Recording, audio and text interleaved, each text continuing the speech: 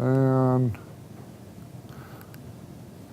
so what now? How do you get it in your school? How many of you, those of you who might be in IT, have had to deal with school board that say, you will do it this way? We expect you to buy this many computers. I expect them all to be blue, and we want to make sure that they have Microsoft Office and the latest version and so forth and so on. They need to be connected in such and such a way. How many of you deal with that?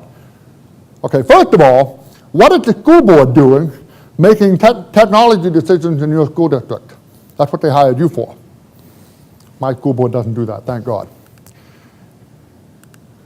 One of the biggest things that I can say, if you want to start an open source project and you have nothing in your school now, start small, okay? Don't just walk in and say, okay, today we're going to change everything, whee!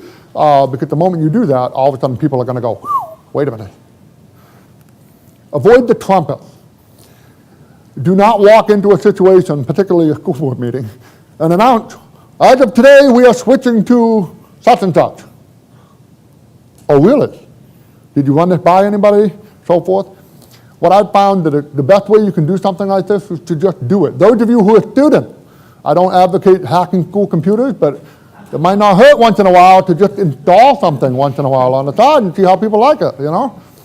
But avoid the trumpet. Don't just make big announcements to projects. Start small, start with a classroom. That's actually what I did in my case. I changed my entire school over to Linux by starting with my own lab.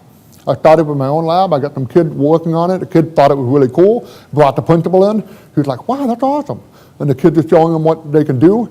Then we put a kiosk out in the hall that everybody could play with. The next thing you know, I've got teachers all over the place asking for these particular machines, because now, instead of the one computer classroom, how many of you still have one computer classrooms in your school?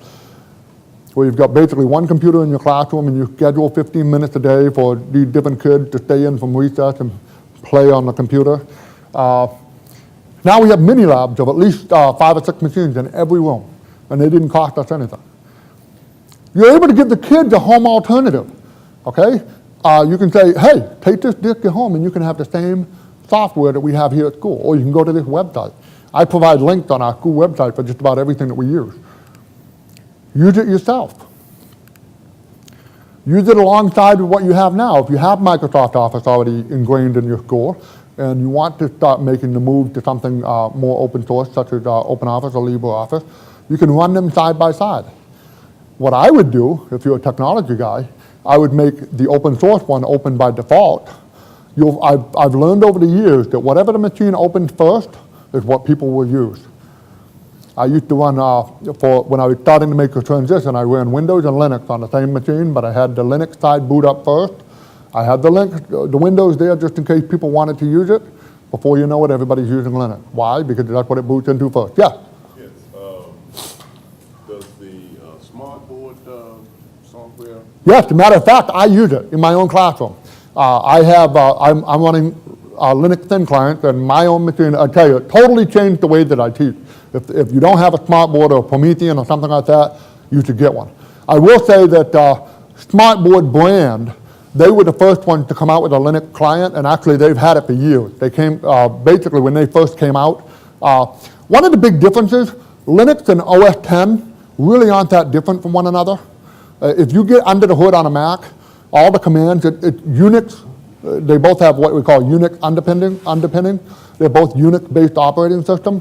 So if a developer can make one software, they can usually make the other one pretty quickly. And simply let things eventually work to where you want to go, and it will just happen. I'm going to skip over a few of these because I'm running out of time. But one of the big things is the kids don't care. And if we remember who the customers are, the students, they really don't care. They want to use something that's cool, something that works. Can I get online? Can I play my game? Can I do my term paper? My son did his most recent term paper, he's a sophomore in high school, on his iPod. He did a term paper on his iPod. Just like this, the whole thing. He got a 96. Who am I to argue? It's just the way he decided to work. My son also uses, he goes to a local school where most of the students are using Windows on their netbooks that were given to them, but unfortunately he crushed his. His was in his gym bag, and he decided, hey, it's after basketball practice. And his netbook ended up crushed. So I ended up having to pay for it. And so I told the school, don't give us another one back. I'll just give him one of mine because I had a whole bunch of them. I'll give him one of mine. And I loaded Open One-to-One on it, which is an Ubuntu-based operating system. And he uses that all the time while everybody else is using the Windows side.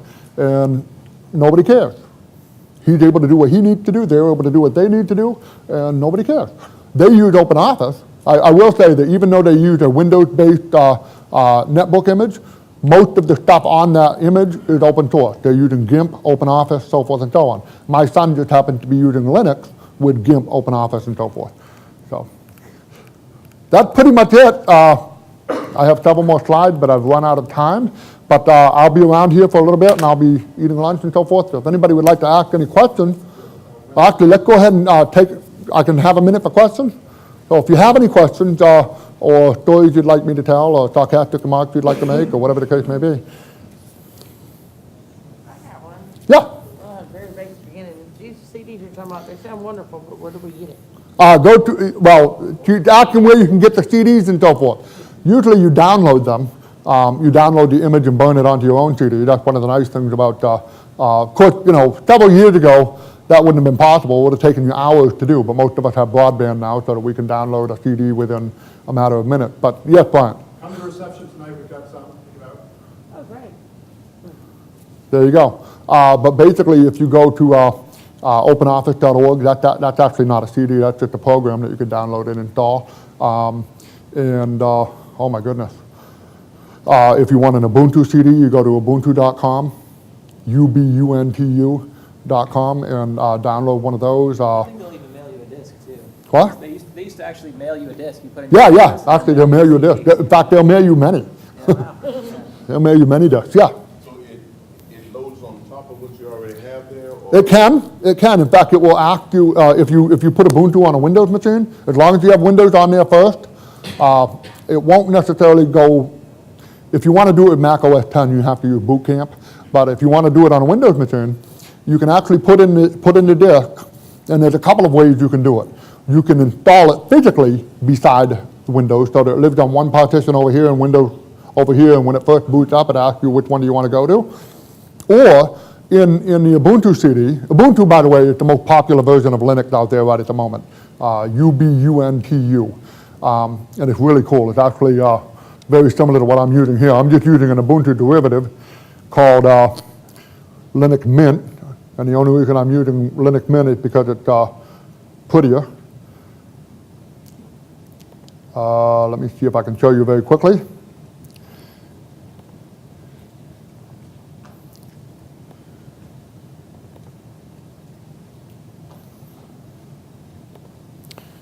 This is what my computer looks like. I've got Google Chrome and all kinds of Evernote, so forth and so on. I'm very much into using things that are in the cloud. It's very simple to use. It's very easy for someone to figure out. One of the great things is, though, yes, you can install it. There's a program on the Ubuntu CD called Wubi, W-U-B-I. I have no idea what it stands for.